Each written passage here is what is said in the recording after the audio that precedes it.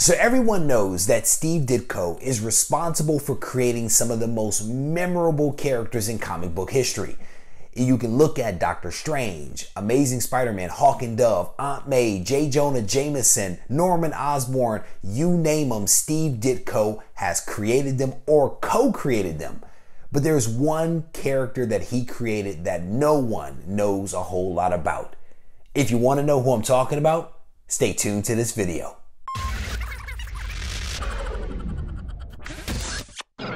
Reggie here, your friendly neighborhood bodybuilder and comic book collector, and I want to welcome you to another one of my videos. Steve Ditko is a legend. He is an icon, and he has created character after character after character that have stood the test of time. And you can run down the list of the characters that he's created, co-created, or reintroduced, and it is a long list of some amazing characters, whether they're the primary focus of a book or a supporting cast.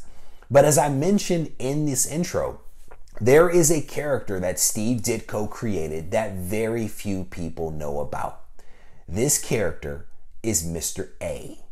Mr. A is the kind of character that does not see the world or people in shades of gray.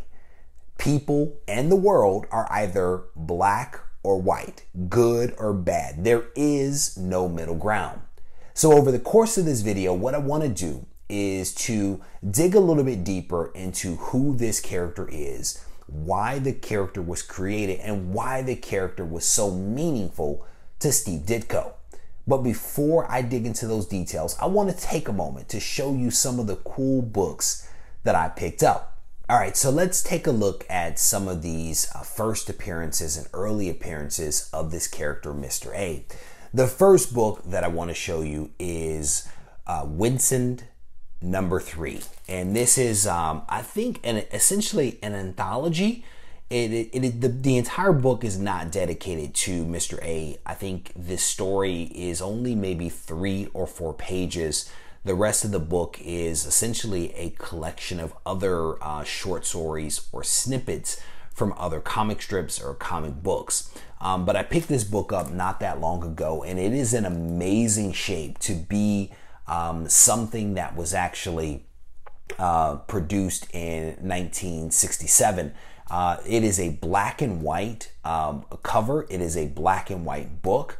That is in amazing shape to be as old as it is. And when I checked the census for this book, the CGC census, it appears that there were only 7 books on the census. The vast majority of that 7 books are 9.0 and above. So this is, I do believe, a more rare book. I was only able to find 1 copy of this book actually online. So super pleased to have a copy of this book in my collection.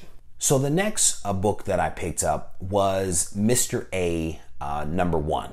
And this particular book was published in 1973. This book is not in as good a shape as the Winston #3, but it's in fairly good shape. There's a large crease here down the side of the book, but it's in relatively good shape. And this book, just like the first book that I showed and also the next book that I will show you, are actually in black and white. And again, Mr. A sees the world and people in black and white, and so it's very fitting that Steve Ditko chose to publish his comic book essentially in black and white outside of these covers. So when I checked the census for Mr. A #1, there were roughly 18 or so books on the census. And again, this is potentially what could be considered a rare book. I was unable to find any other copies of this book online outside of the one that I purchased, which is why I ended up getting one with a crease, because it was essentially my only option. The company that I purchased this book from essentially said that they believe it to be a 5.5 to a 6.0. What's interesting is that the book has amazing snow white pages. So super pleased to have this book in my collection. Yes, there is a crease here in the front cover, but it is what it is. This next book that I want to show you is actually Mr. A number 2. And this book may be even more rare than the last 2 books that I showed you. When I checked the CGC census, I was only able to find 3 books on the census in Mr. A number 2. When I purchased this book, I noticed that the seller actually had 2 copies of it.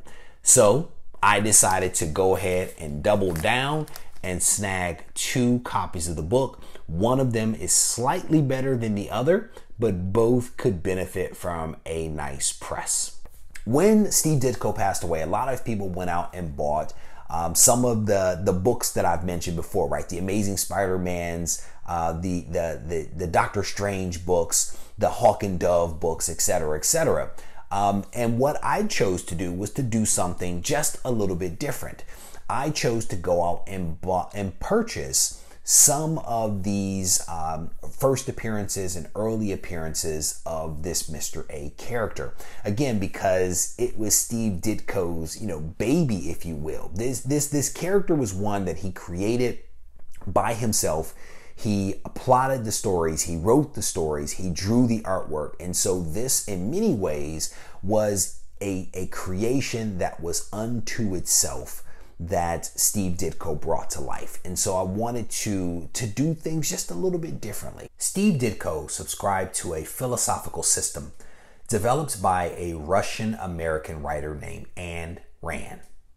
Ann's philosophical system, named Objectivism, was first written about in a fictional book that she published in 1943 named Fountainhead. Additional insight into this system was revealed in Atlas Shrugged, which she published in 1957. Objectivism is complex. At least it seems that way to me. But it's rooted in the idea that man is responsible for his own happiness, and that man's happiness is the moral purpose of his life.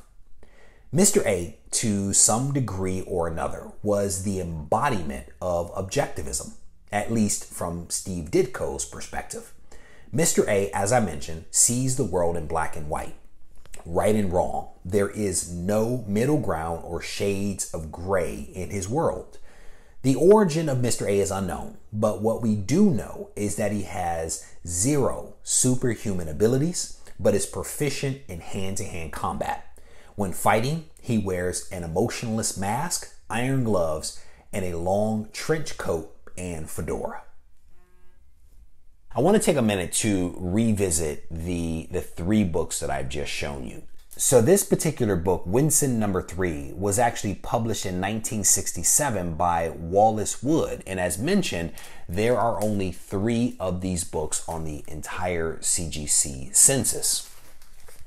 The next book, Mr. A number 1, was actually published in 1973 by Comic Art Publishers. And again, there are only 18 of these books on the CGC census. And the last book, Mr. A number 2, was actually published in 1975 by a different publisher from the first 2. So there's definitely some interesting things that Steve Ditko is doing here with how he's doing his books. And if you notice, there is actually a major size difference between issue number 1, which is behind, and issue number 2. So not quite sure why that isn't the case.